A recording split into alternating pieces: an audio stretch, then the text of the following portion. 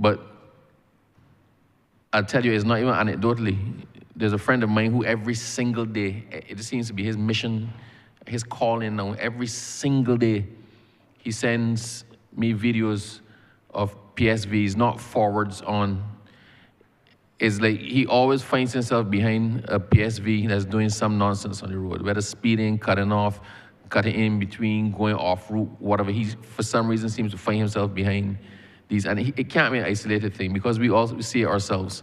My major issue with the PSVs, sir, is their refusal to obey the terms of their licenses.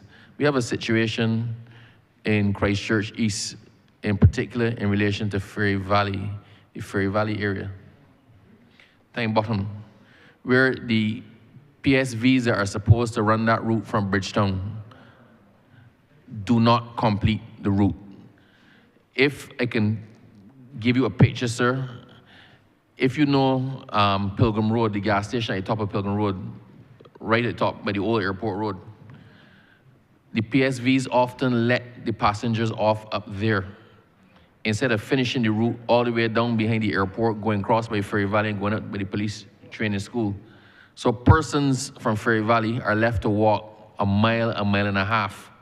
It happens to children, it happens to old people. Imagine being an old person coming from the supermarket with 2 bags and you get on the PSV that is supposed, the route is supposed to take you past your house, but they put you off a mile, 2 miles away from your destination. It's unconscionable. And it is not a matter of discretion. When you get the license to operate a PSV, it tells you what your route is, the roads you're supposed to pass, where you start, where you finish, what roads you're supposed to pass. Everybody knows exactly how they're supposed to drive. But it's not even the persons who get put out of the vehicle unceremoniously with no money back, but also the person who might be waiting on a PSV to go somewhere else.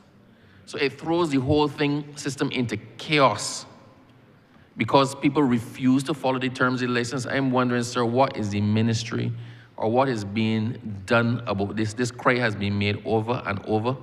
We're coming into a new financial year.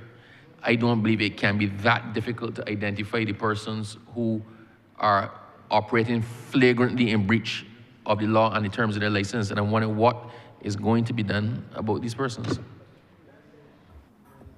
Thank you, Minister.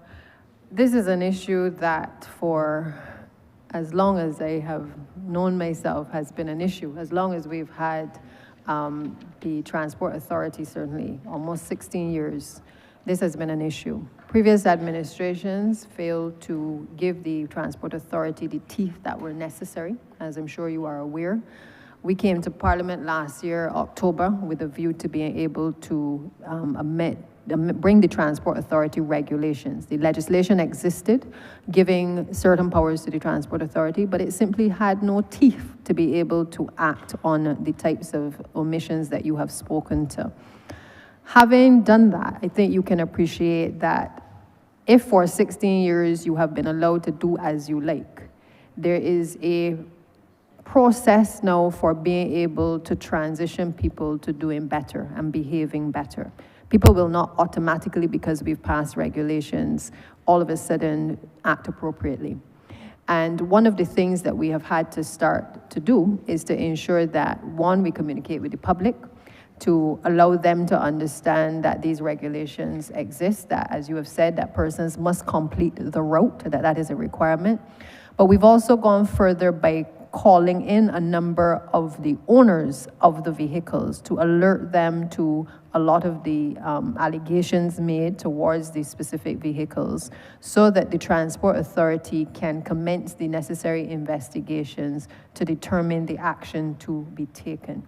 Now, that has been a process in itself. I am assured by the Director of Transport Authority that there has been some change in the attitudes of some of the drivers. And I will reiterate that if you have information that suggests otherwise, then I would ask that the person who is writing to you on a regular basis share that information with us so that we can deal with it frontally. That's the first thing. As it relates to the training of the drivers, because a lot of this really relates to, again, allowing people to do as they like for so long. And now that we are saying there must be a change in behavior, I think you would appreciate that the one thing that this administration does not do is simply just, say to people, well, we're going to take away your license or we're going to lock you up because you're not complying. So there is still a curve that we are on right now where we are training a number of the drivers and making sure that they understand not just the terms and conditions of the license, but the implications, as you have so outlined, as to the challenges that and the impact on the general public when people do not complete their route. We have had the first 50 persons attending the Barbados Community College, as we said we would do, out of our drivers, to be able to be sensitized in the new regulations, to ensure that they understand what the public is expecting of them.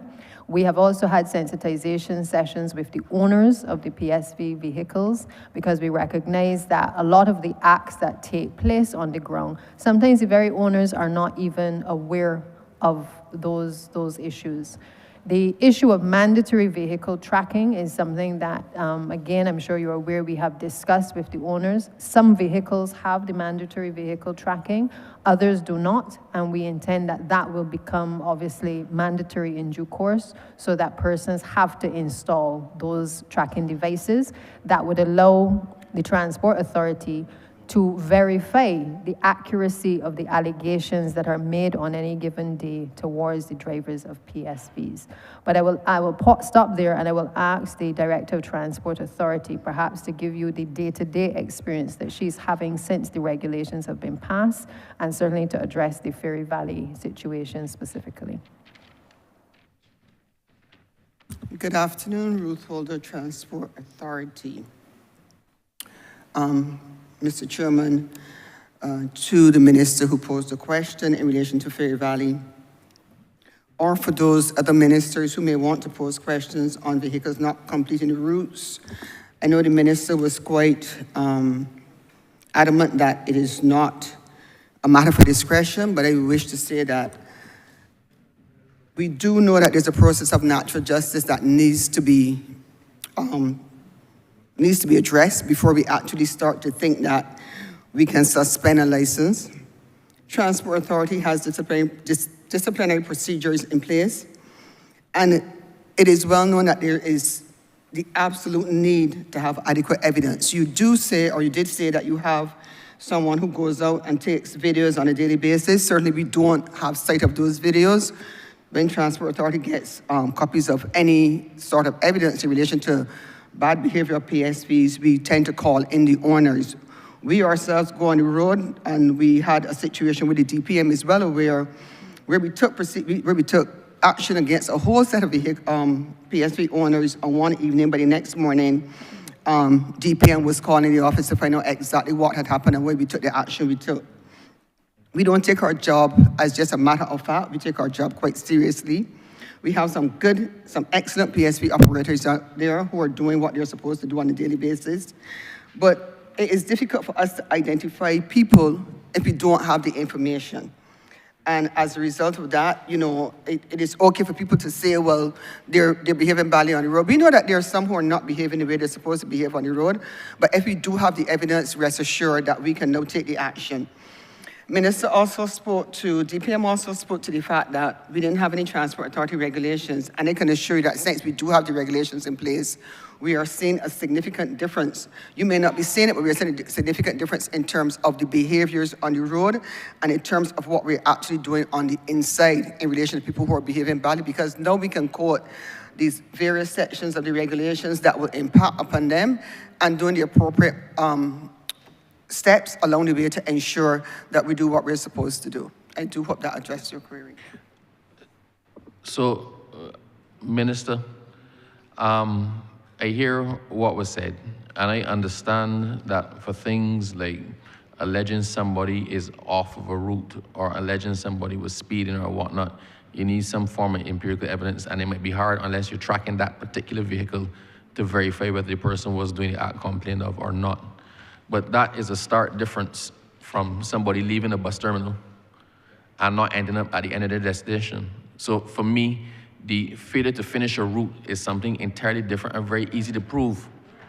You need one person at the bus terminal to say this particular license number left the terminal at 11 o'clock and returned to the terminal at 1 o'clock, and then somebody at the other end of the route, we know where they're not going, to say that that vehicle never passed here. That one to me is as simple as you can get. I would not be accused of being unfair to people, and as a politician, you have to be very careful what steps you actually take and getting involved in the process. I mean, I would pay somebody to stamp in the bus terminal, I'd pay somebody to stamp in Ferry Valley, and say how many of the buses that left actually passed the entrance to Ferry Valley. To me, that one is too simple, and the complaints have been too many. This is not the first time, I'm sure that you've heard it. I have spoken about this in here multiple times. The press did a feature on it. People aired their views on it. Every single time I go in there, I get lambasted from larboard to starboard, to quote the Prime Minister, on it. It is not an isolated thing of one or two disgruntled persons. It is an entire community that is being abused by the non-service of the public transportation sector, and they have no other option. This one, to me, is too simple to verify for it not to be done so.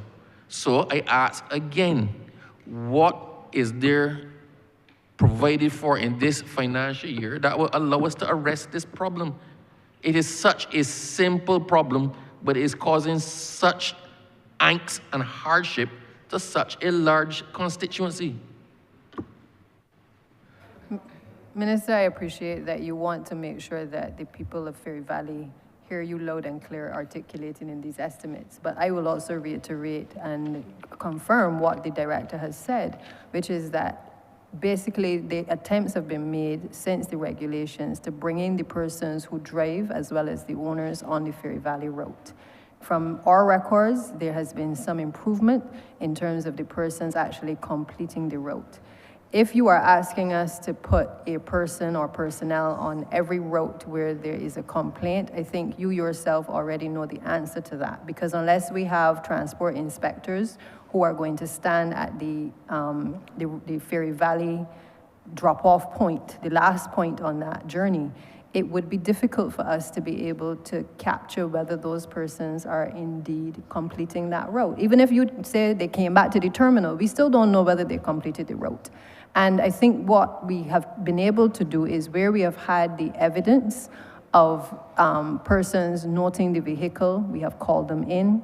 And as I said, we have seen certain improvements. But I don't know at this stage that there is much more that we can do apart from try to undo the damage that has done from 16 years of not being able to do anything.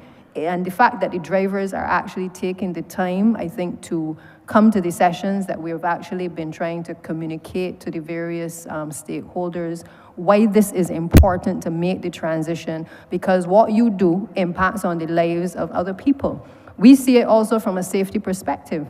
It's not just about not completing the roads, it's also the nonsense sometimes that we see and the reckless behavior we see on the road, and that is why we took the decision to strengthen the regulations. But if people are accustomed doing the same thing repeatedly, it will take a bit of time before we can actually bring a resolution to it. So I hope that even if it doesn't allay your concerns completely, that it helps you to explain, the direction in which the ministry is taking and Transport Authority to be able to bring some level of order to this sector.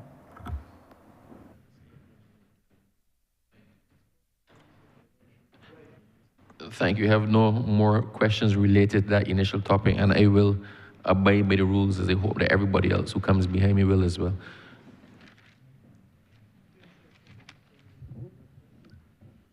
Thank you, Honourable Member. Honourable Member for St. Michael, South Central.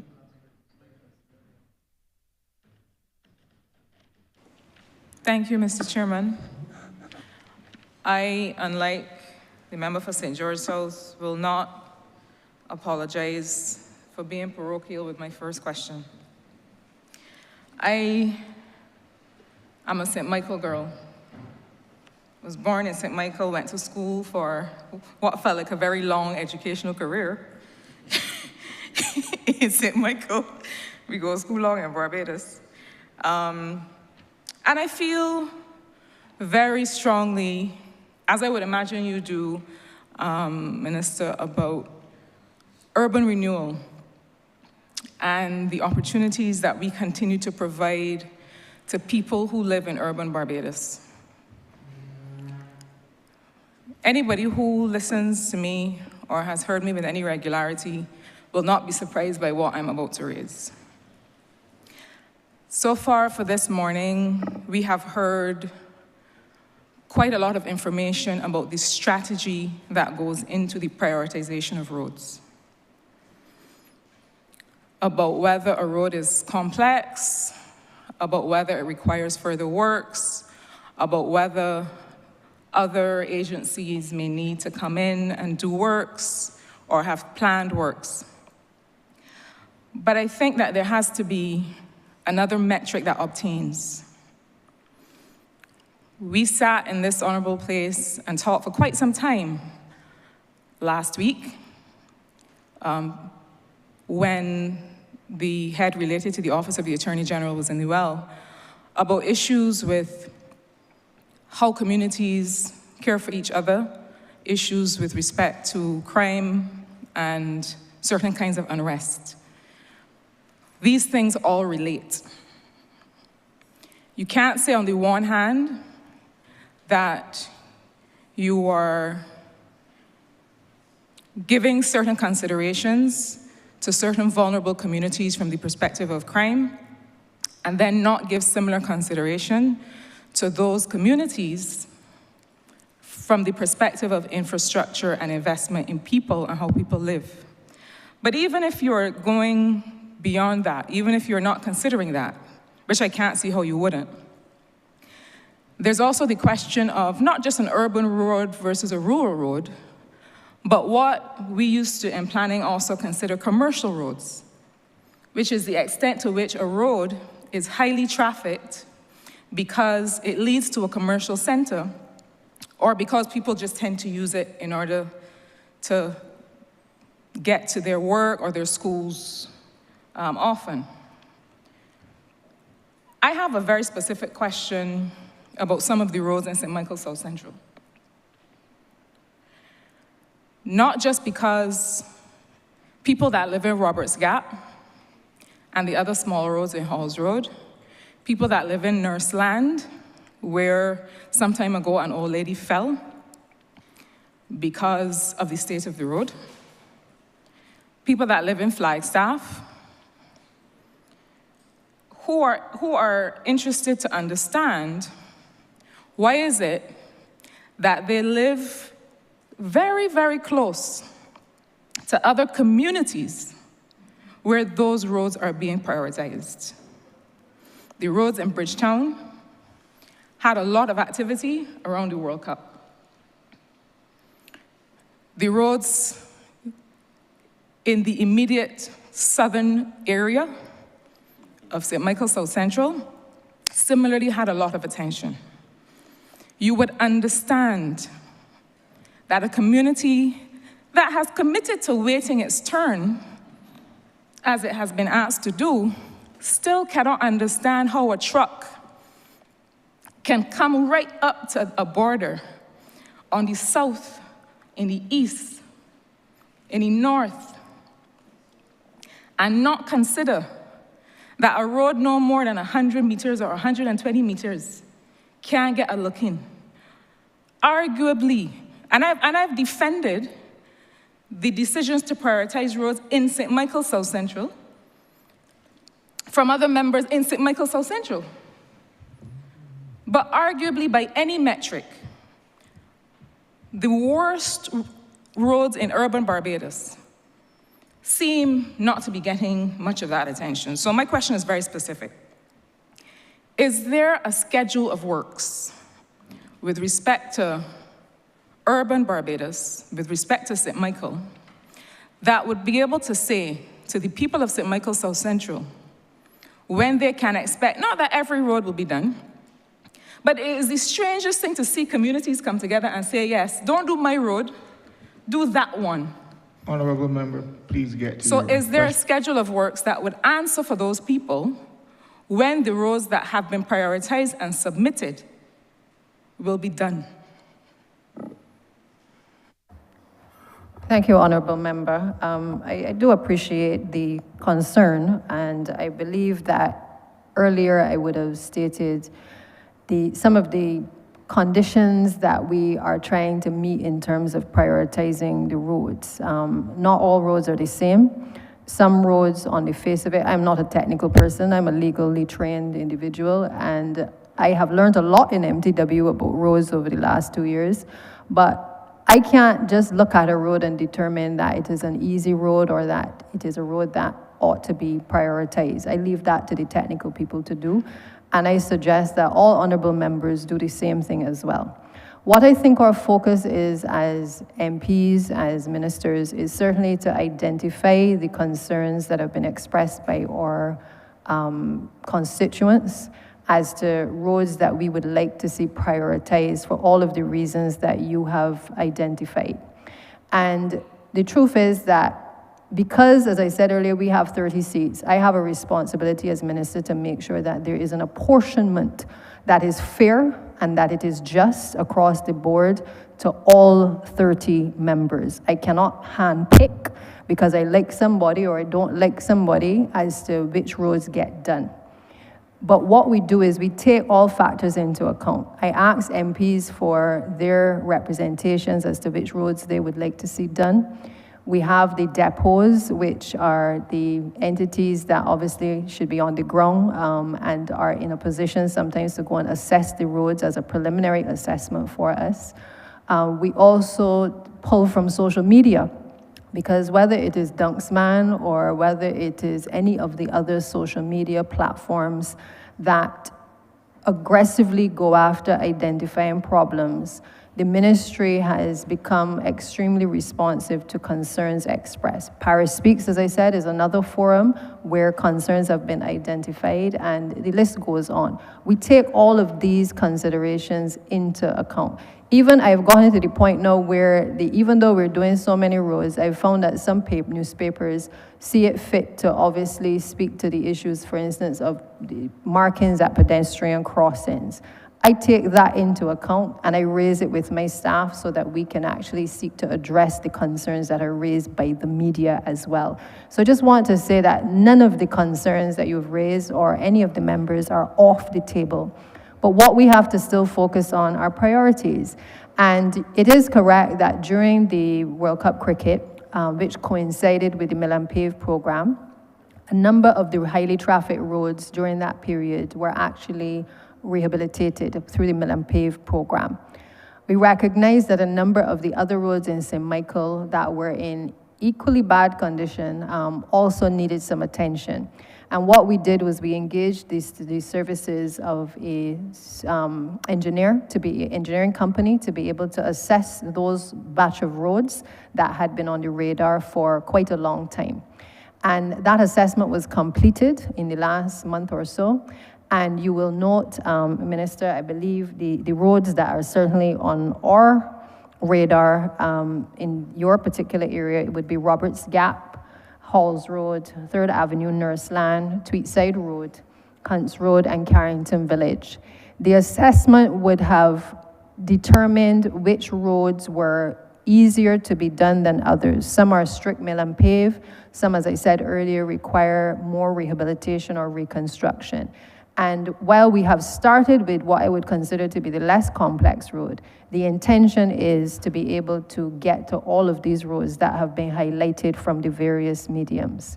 And so I will not say to you the road is going to be done by X time or Y time, but to give you the assurance that the concerns that you have raised, the roads that may have been mentioned by yourself and others from your constituency have weighed into the determination by this ministry as to how we proceed to prioritize.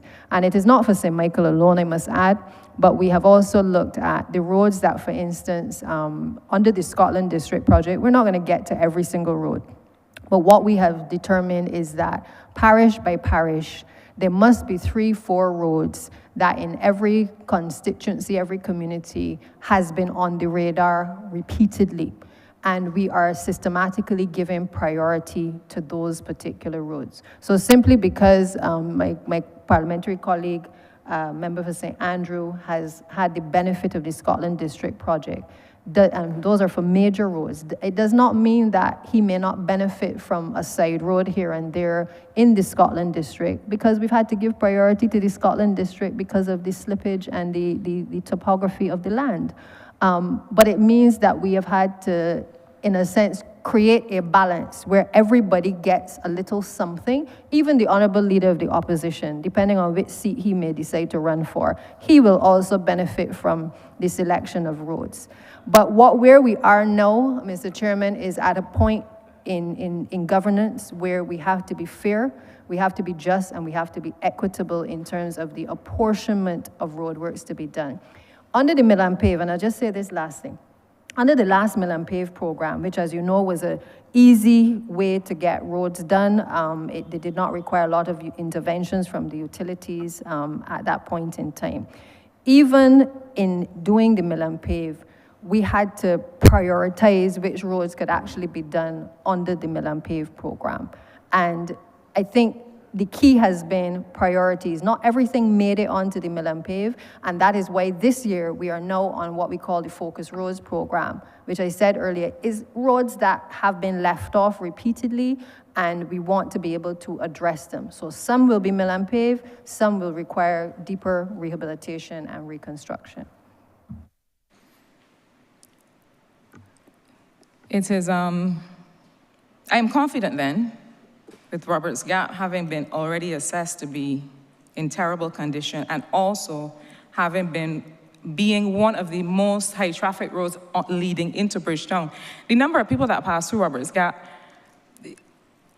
from across Barbados to get to Bridgetown would mean, certainly under that criteria, that road would be prioritized. And it is not, I dare say, a question of MPs getting something, but the people of Barbados benefiting from these appropriations that we are discussing. My follow-up question, Mr. Chairman, has to do with, related to roads and to the greater Bridgetown area, but from a different angle, which has to do with the traffic plans and the movement and the people movement plans for the greater Bridgetown area. I have very much enjoyed over the last year or so, like the CEO for the Transport Board who's telling us about how much he enjoys this job. I very much enjoyed being able to work with BIDC Export Barbados over the last year, and to share with them the work that they have led on Pelican Island, Pelican Village in Bridgetown. Now, BIDC has done a lot of heavy lifting to try and bring back Bridgetown. And in many ways, they've done it a little bit single-handedly so far, because they've anchored Pelican as the beginning of the action for us to bring back Bridgetown. A part of that, I seem to recall, though, a part of that plan related to the pedestrianization of certain parts of Bridgetown, and having a general plan for how we would start to bring back life that would begin in Pelican or end in Pelican, depending on your orientation, but then start to drive entertainment and other commercial activity in Bridgetown. Can we hear what is the status of those plans with respect to how we arrange and organize traffic and the movement of people in and around Bridgetown, so that we can start to reimagine or imagine how we can complete, with Pelican having started it, how we can complete that revitalization of the city?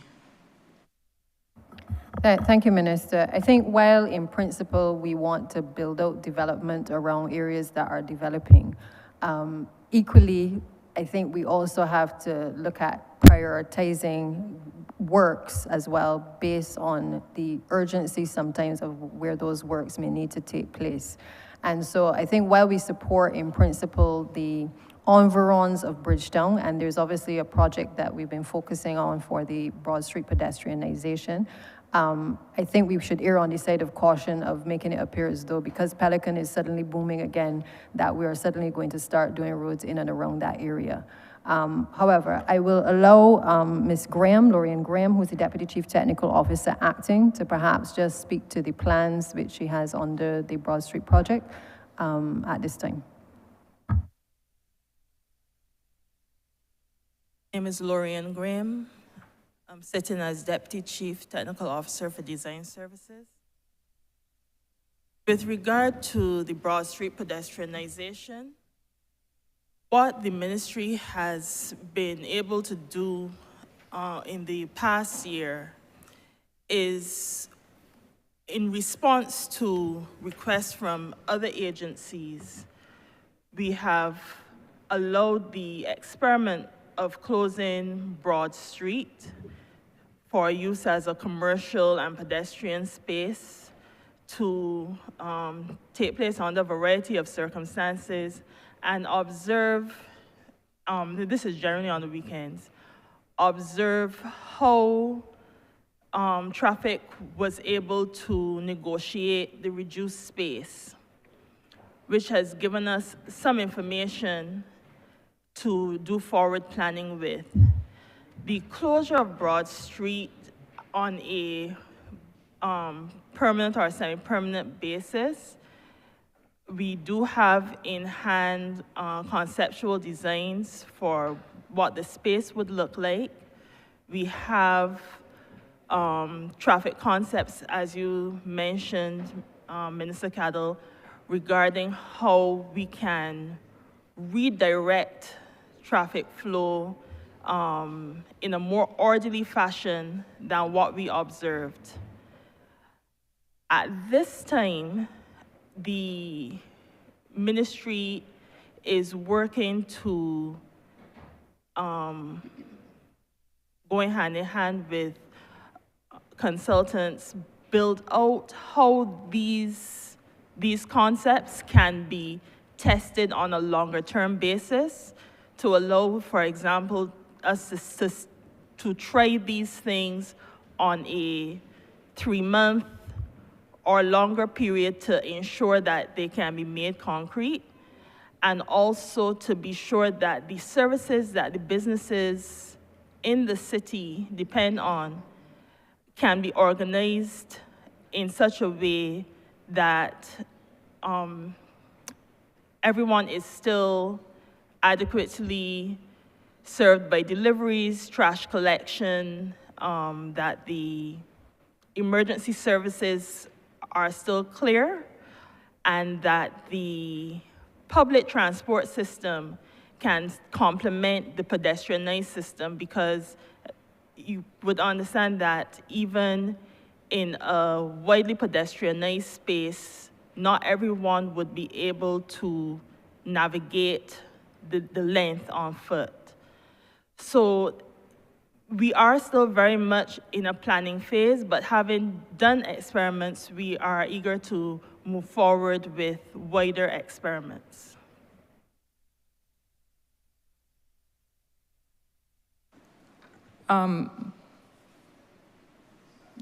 Thank you for the effort in providing that response. I should clarify that the plans for, when I was minister responsible for planning, the plans for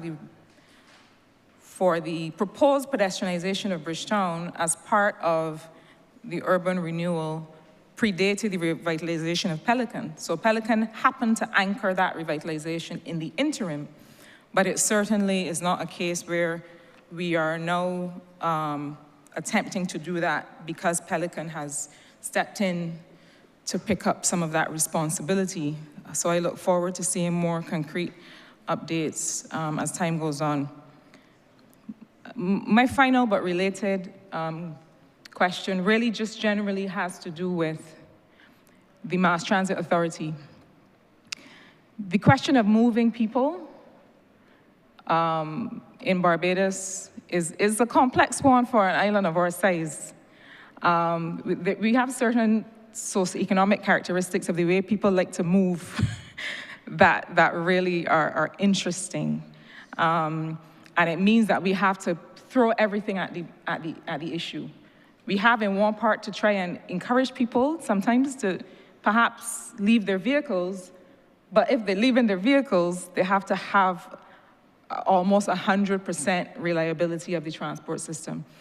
I wanted to hear, Minister, where we are with bringing all these moving parts together in a mass transit authority, just to understand the direction and what Barbadians can expect in terms of improving the general ease of moving around, including the already existing public transport, but not limited to the existing fleet management. Thank you, Minister. Barbados Mass Transit has been on the cards for a while. And I think in the last few years, we had some challenges in terms of COVID, in terms of meetings. We were finally able to put in place a transition team, which comprises of both representatives from Transport Board and Transport Authority, as well as persons with background in industrial relations and other expertise in public transportation. And the intention is to be able to combine the entities of Transport Board and Transport Authority to bring about a more efficient public transportation system. The good news is that the initial work has been started in terms of looking at how we reorganize both entities, improving the structures as we go along, but also bringing about the route rationalization that is necessary to ensure that both the buses as well as the PSVs are certainly in a position to be able to offer a better means of access for the traveling public as well. The chairman of the committee has indicated to me that we are at the stage now where the business plan is in the process of being completed. We are also in the process of revising some of the the laws, rather, amending the Road Traffic Act, to creating a new piece of legislation for the mass transit to be able to exist. So we are working on that at the present moment, and we are hopeful that over the course of the next few weeks that the discussions with the unions can actually begin so that they're in a position to speak to their base so that everyone appreciates and understands the transition that is intended to be taking place. The job descriptions, for instance, for the new entities are also completed. A lot of work has gone into it from the human resource team to be able to look at a framework that can be presented to the unions, because quite frankly, no discussion, and we're fortunate on this side for having somebody who represents labor to guide us, but no discussions can take place in relation to any transition under Barbados Mass Transit Authority without first engaging with the unions of this country. And therefore, we are on the verge of being able to start those discussions with a view to them presenting that to the unions and then in turn to the general public.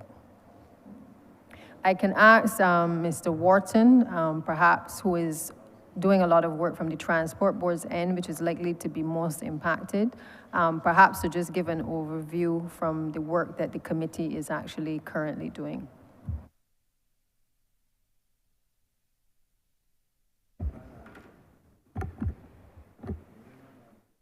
Thank you, DPM.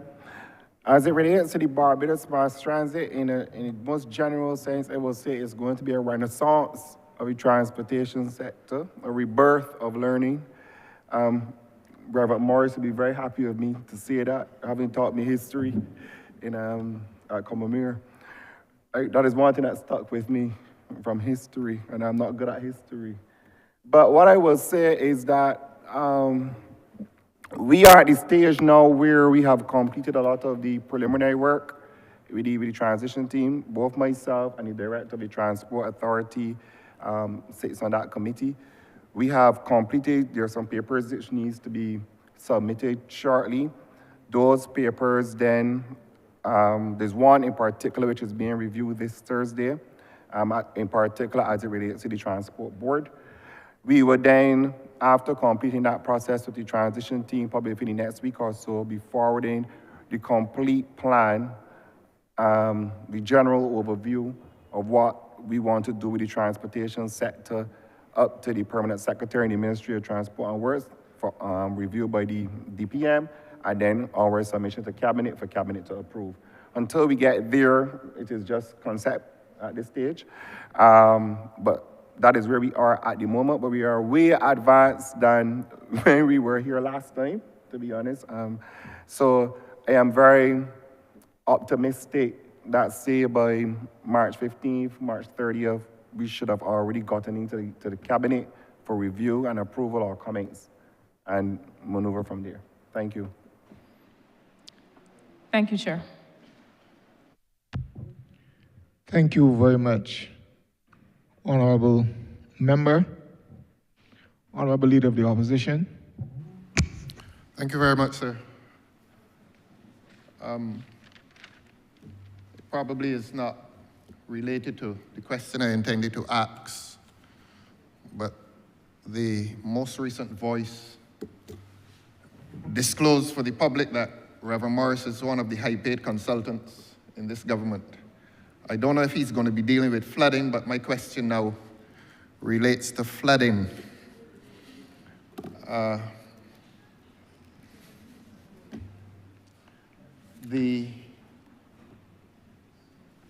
I'm looking at the estimates document, and the strategic goals refer to one of the bullet points. It says the strategic goals of the ministry are to provide effective flood alleviation and mitigation solutions across Barbados. And while the Honourable Minister wonders where I will be in a few months when the Prime Minister decides to do what the law permits her to do, let me ask then. Please do. Beg your pardon, sir? Please do. Yes. Let me ask about flood alleviation. And I'm going to name, while I speak in this office on behalf of the entire country that suffers, permit me to be parochial, though not angry. One did notice the anger that characterized the questions coming from the last minister, but those are internal matters, and I'm no longer party. I don't have to be concerned with those matters anymore. I want to ask the minister about flooding in specific parts of Christchurch. Dover, and I think the minister is well familiar with Dover. I think it's the First Avenue, first and probably the second, opposite, that avenue opposite the large building that used to be many years ago, the Dover Convention Center. That has been an area of concern for a while. There's the entrance to Fairholme Gardens. It's been problematic for many years.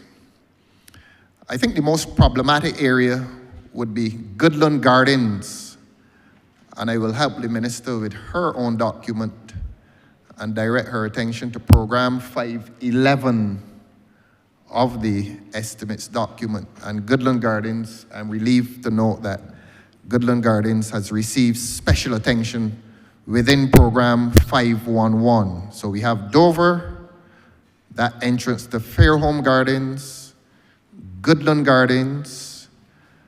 I'm going to come to Oistins as well, because the people of Oistins were told that exactly $5 million, not a cent over, not a cent less, that exactly $5 million were spent on Oistins a few months ago. The people who work at Sheffet and the people who live through the street next to Sheffet will tell you that in the aftermath of that exact figure of $5 million having been spent in Oistins, the flooding has become worse in the street the main street next to Chefette, and the Bay Garden. After the $5 million, exactly $5 million was spent in the Bay Garden, whenever you get a heavy shower, there's still flooding in that Bay Garden. The people are shoveling sand out of their kiosk. So let me go over the areas of concern. Dover, the First and 2nd Avenue, Fairholme Gardens, the entrance to Fairholme Gardens, flooding for many years. Goodland Gardens, what is the plan there? Oistins, that received exactly $5 million on some red tanks, still flooding there. And Worthing would be very disappointed if I did not mention that those small streets in the area of Crystal Waters, flooding continues to be a problem there as well. So while my 3 minutes is about to expire, Dover, Fairholme, Goodland Gardens, the $5 million project called Oistins, and Worthing. Where are we with those, Minister? I'm obliged to you. Yeah, thank you, Honourable Member. I suspect that you may not have been within the hearing of my voice when I spoke to this earlier in response to a question which touched on not just drainage, but certainly flood mitigation. Mm-hmm. But I will take the opportunity, since you have raised a number of areas, to just perhaps repeat myself yes, for your benefit. Yes. Suffice to say that the ministry recognized that a number of areas across the country were not receiving the attention that they required, similar to roads. And we have since prioritized a number of locations across the country. So you spoke about Goodland Gardens. Goodland Gardens, as I mentioned, was something that was around from the time I think my father was a cabinet minister. Yes. We have finally been able, in this financial year, to start the assessments for flood engineering designs to be done. And that is ongoing. We would have met with the company recently to just get an update as to where those are. As soon as those designs are in hand, then we will move to the next stage, which is for them to go to tender. The same consultants are also dealing with Trents and also the wider Dover area. Now, you mentioned specific avenues, but you, like I, who has a certain familiarity with Christchurch South, in which Dover is in, would perhaps also be aware that the area close to when you're coming through St. Lawrence Gap by the Escape Hotel, or the former Escape Hotel, I think it is, that area often floods, and you often would see tourists as well as locals trying to traverse the water, taking off their shoes to get through the water that has piled up in that area. When we met with the consultants recently, we recognized that that particular area had not been included in the other avenues that were being addressed, and we asked for them to be able to extend the scope of the works to include not just those avenues, as you have mentioned, but also to include the area along St. Lawrence Gap. So I think that addresses those two concerns. The other area you mentioned was Hythe Gardens. Well, I call it Hythe Gardens. Fairholme. You say Fairholme. I'm not sure if it is the same location, but the residents of Hythe Gardens would have written to myself and to the drainage unit asking for an intervention. Also, the current representative for the area, who is holding the position for you at this point in time, and we would have visited with the drainage unit that particular area and met with some of the residents, because as I said before, our intention is to be a bit more responsive to these types of concerns when they are raised. And I will ask perhaps Mr. Bryce to maybe just give some more details, since it is in the area that you have represented previously, to just maybe give a little bit more detail in terms of that particular site visit, because would not have been in this financial year, but certainly it is an area that is on our radar for the next financial year to be addressed. You also mentioned the Worthing Crystal Waters area as well. And I know that we do some pumping there from time to time, but I will also ask Mr. Bryce to address those specific areas. Just to reiterate that the first 7 areas that we identified, this is perhaps I think the first occasion in a long time where we have actually pulled these areas out and actually engage the services of engineers to be able to get us to the point where we can actually start to do some work. But what we've recognized in the ministry is that there are lots of other areas. Woodburn, for instance, in St. Philip, is another one that has come onto the radar. The residents have written to us in the ministry. We have even received from the residents in that area recommendations from an engineer as to what could possibly happen both in the short, medium, and the long term. The ministry staff, Mr. Bryce, as the head of drainage, would have reviewed the proposal that was put on the table.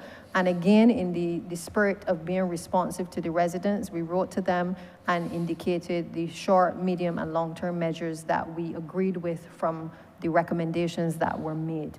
So I'll ask Mr. Bryce perhaps just to speak to those areas specifically that he would have visited recently that would not be currently within the flood engineering designs. Thank you very much. You seem to have forgotten the $5 million one, Oistins. Oh, no, I haven't forgotten. I will come back to that. Also, you do agree it's $5 million? I will respond. Exactly. Yes, Sorry? yes, yeah. No, that's fine, that's fine. No, but let me respond now.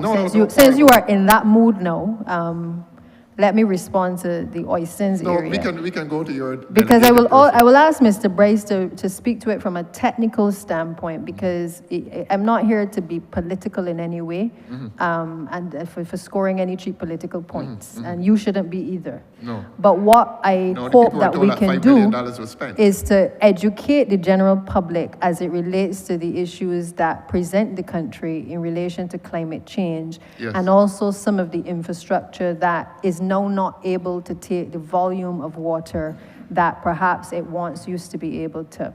To say to you as well, Honourable Member, that I know that you have an angst clearly in relation to money spent in the constituency that you once represented. I don't.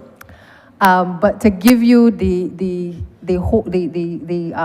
appreciation that it is not lost on us that the representations continue to be being made on the part of the people of Christchurch South, and wherever those issues are raised in relation to drainage or roads, we will do what we have to do to address them. So, Mr. Bryce, if you can address the Oistins, the Hythe Gardens, and perhaps Woodburn and Goodland Gardens as well. All right, while he's coming on, just let me say, it's a matter of public record that the government told the people of this country that $5 million was spent in Oistins. That is not entertainment. That is a matter of public record that the people in Oistins and Barbados were told that exactly $5 million was spent to remediate Oistins and to fix Oistins. But I'm not asking this minister to confirm that. I'm saying, I'm reflecting the public record, that the public record is that government said it spent $5 million in Oistins. Mr. Bryce, I don't want proof of that. Mr. Bryce, thank you. Thank you. Yeah, let me start with you call it Fair Homes, but we visited Hythe Gardens. Myself and the minister visited Hythe Gardens. I think that was last week. The residents had some concerns about. Yeah, the residents have some concerns with some flooding issues within the area. Currently, we are doing surveys of what the issue is. There are some existing wells in the short term. In the short term, we are going to do some cleaning of the existing wells, but that is not going to be enough to solve the problem. Currently, there's a development on the southeastern side of Oistins, not Oistins, of Hythe Gardens, which is an open lot that the water from Hythe Gardens slowly drains into. That is identified to a development. That development has not, to my knowledge, taken the flooding at Hythe Garden. So it's going to be, we have to survey Hythe Garden to alleviate that problem. So currently we are trying to identify how we are going to solve that issue within Hythe Garden.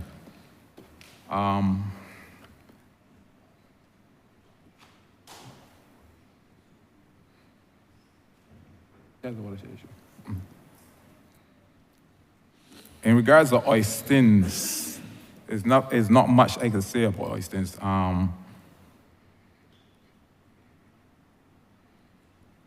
The drainage unit basically carry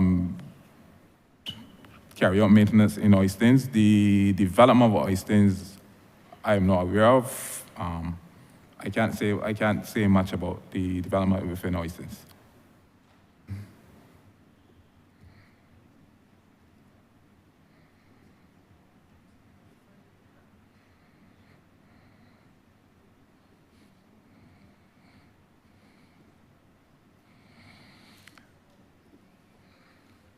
Oh, within Worthing, we have currently did some works in Worthing to alleviate some damage that was done with Hurricane Beryl. That work has been completed. Further investigations have to be carried out within Worthing. So Worthing could be added to the list of flood-prone areas, which would be Worthing, Woodburn, and Scarborough.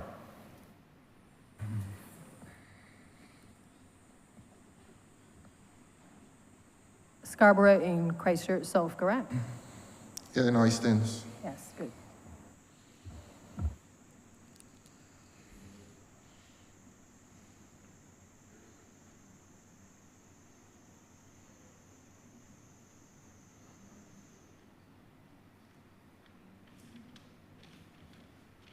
Oh, finished? Oh, good. I don't I don't impose on the public servants. I just ask the ministers. So I don't question public servants directly in here. I feel they should be in here giving advice to the ministers.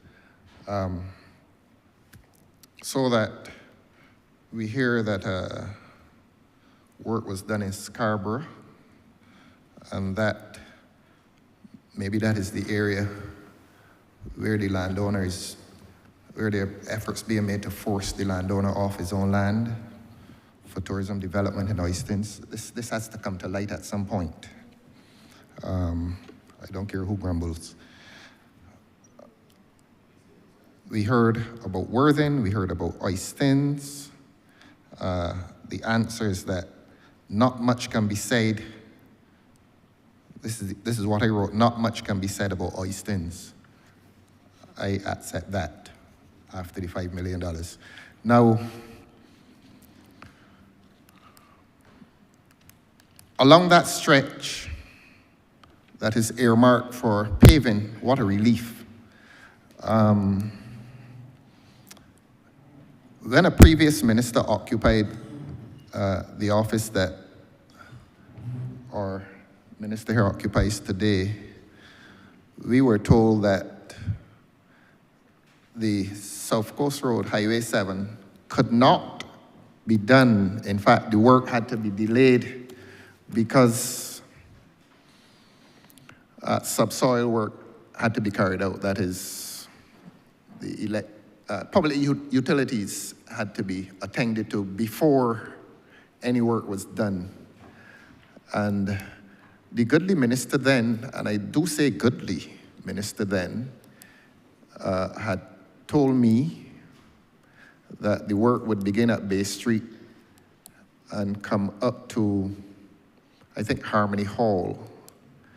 That was then shortened to the junction at Worthing, which reached the edge of that goodly minister's constituency.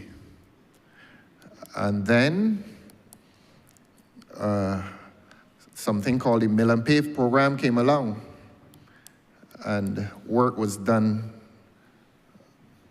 along that stretch. Some partial work was done along that stretch. And there has been no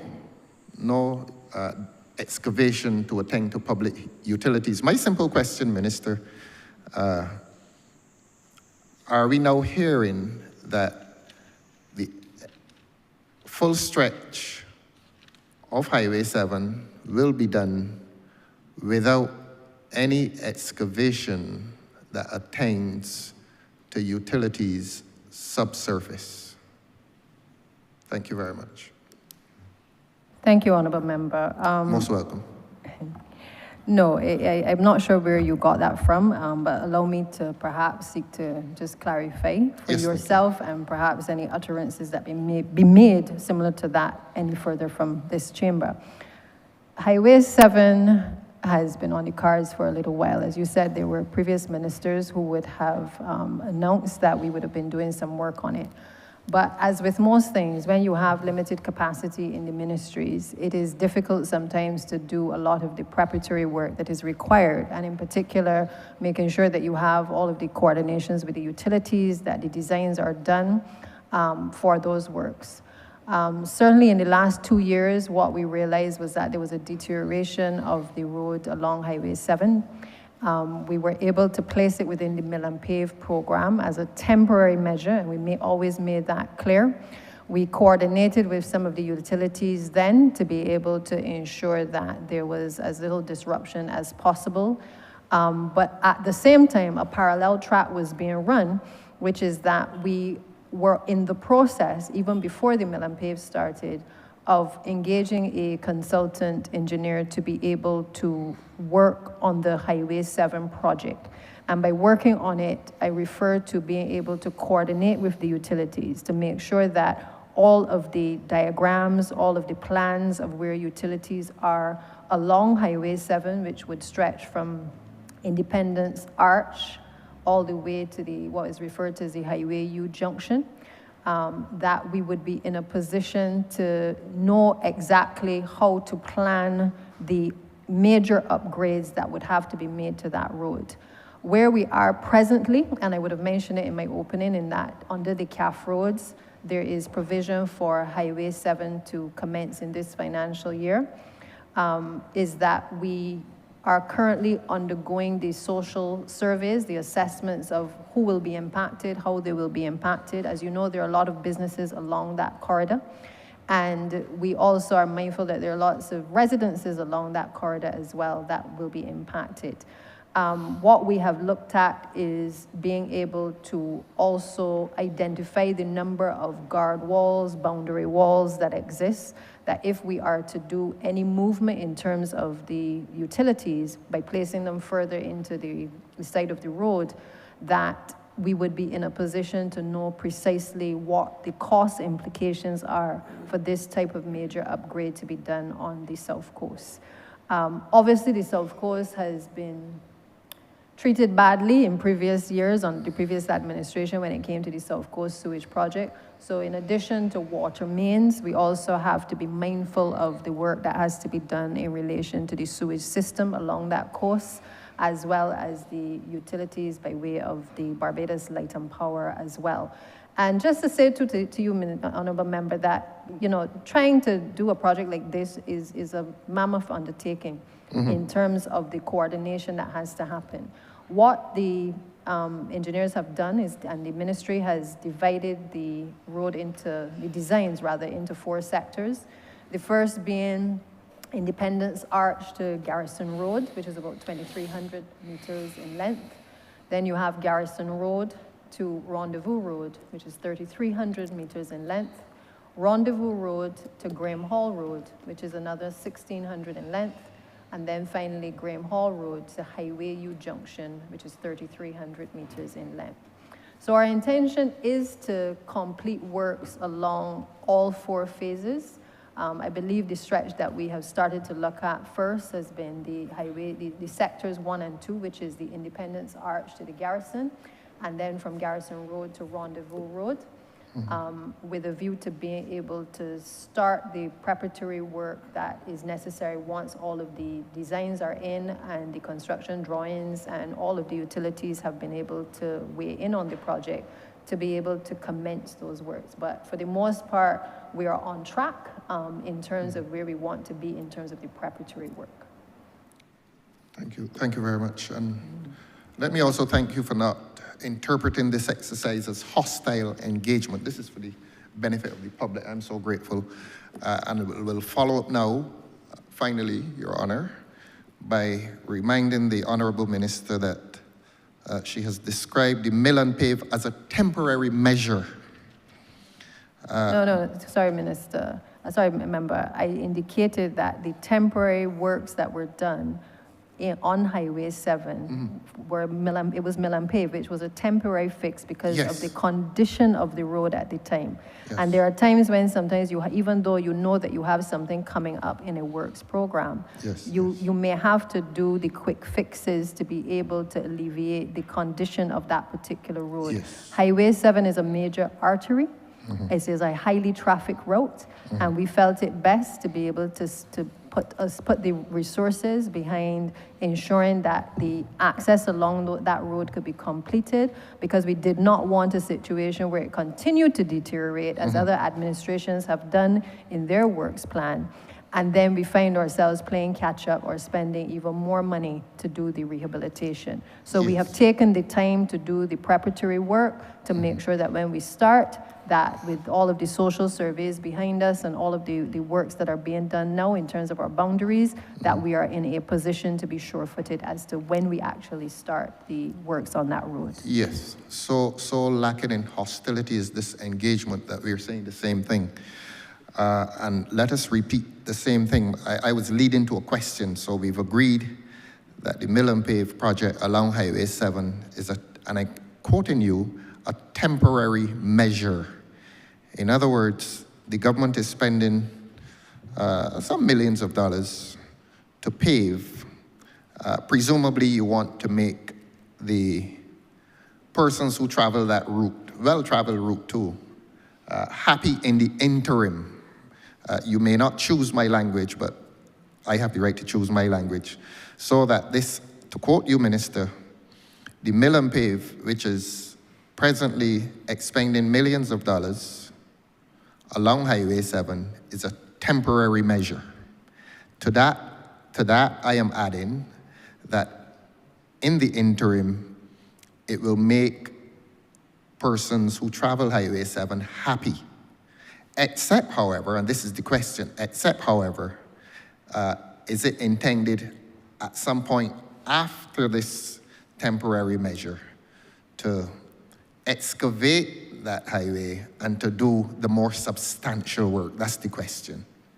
After this temporary measure, which expends millions of taxpayers' dollars and makes people happy, is it the intention of the government to excavate and do the subsoil work in preparation for the more substantial work of repaving Highway 7?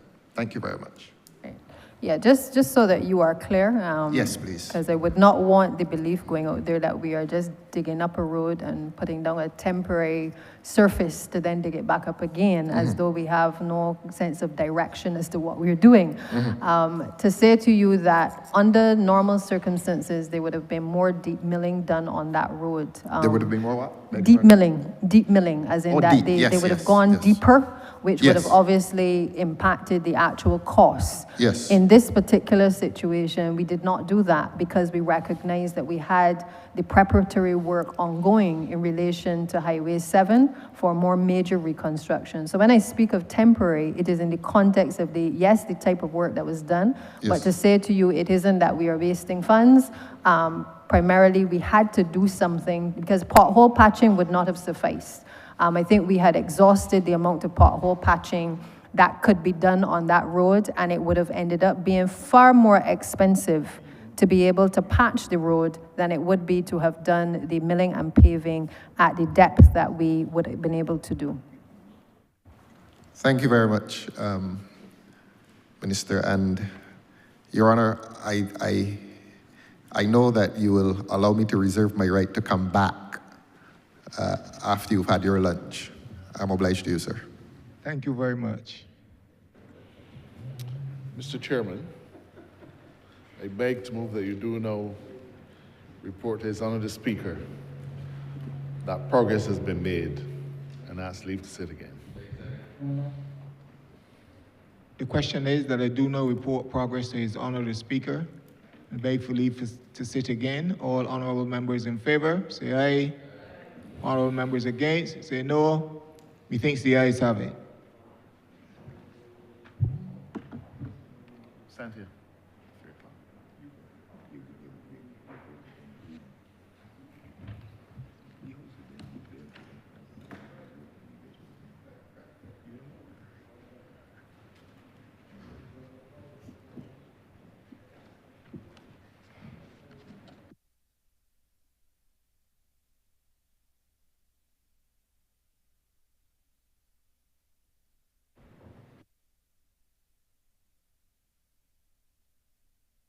has reported progress and sought leave to sit again.